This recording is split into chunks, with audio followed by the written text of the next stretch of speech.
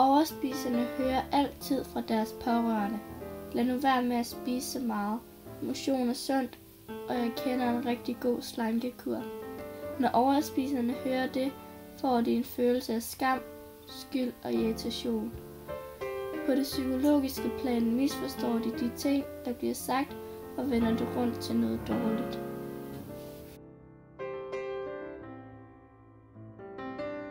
En spiseforstyrrelse er et råb om hjælp og skal opfattes som noget, der er løsninger på.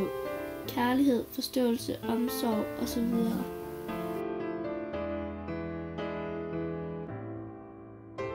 Man skal have forståelse for problemet, omsorg, nærhed, respekt. Det vil sige, at man skal lade være med at fortælle, at jeg forstår dig ikke, når du ikke spiser. Men sig i stedet, jeg vil gerne forstå og støtte dig. Sig, du gerne vil vide noget mere om, hvordan han eller hun føler og tænker. Vis omsorg og interesse uden at snage. Vis respekt for den spiseforstyrredes følelser.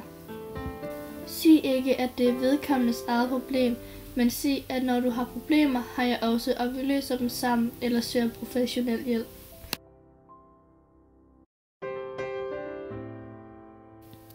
Forlang som forældre, at den mindreårige kommer i behandling. Når en person kommer til første samtale, forsøger terapeuten at vinde klientens tillid og skabe en tryg atmosfære.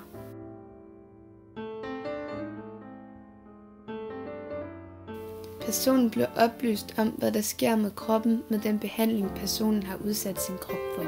Hvor farligt det er og hvilke konsekvenser det har. Hvis personen er meget tynd, laves en oversigt over, hvad der er normalt og livsvigtigt, nemlig 6 små måltider dagligt og vitamintilskud. De 2 af de daglige måltider skal bestå af frugt. Nogle forældre har sagt deres følelser under deres barns spiseforstyrrelse. Frustration og skyldfølelse. Har jeg været god nok? Kunne jeg have gjort mere? Hvor kan vi gå hen og hente hjælp?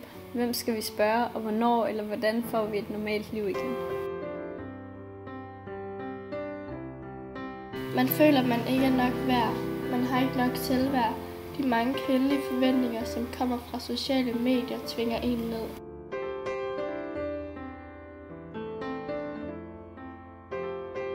Man er impulsiv og har et ustabilt humør. Man er perfektionistisk. Man har en selvødelæggende eller selvskadende opførsel.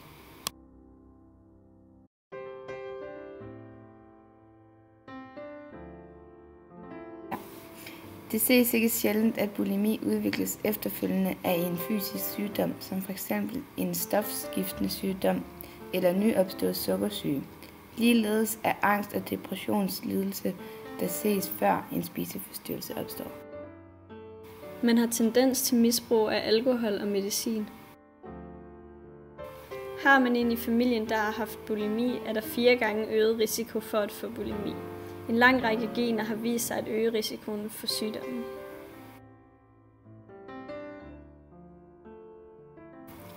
Mange får en spiseforstyrrelse, hvis man er model, danser eller dyrker elitesport. Områder, hvor der stilles store krav til en slank krop.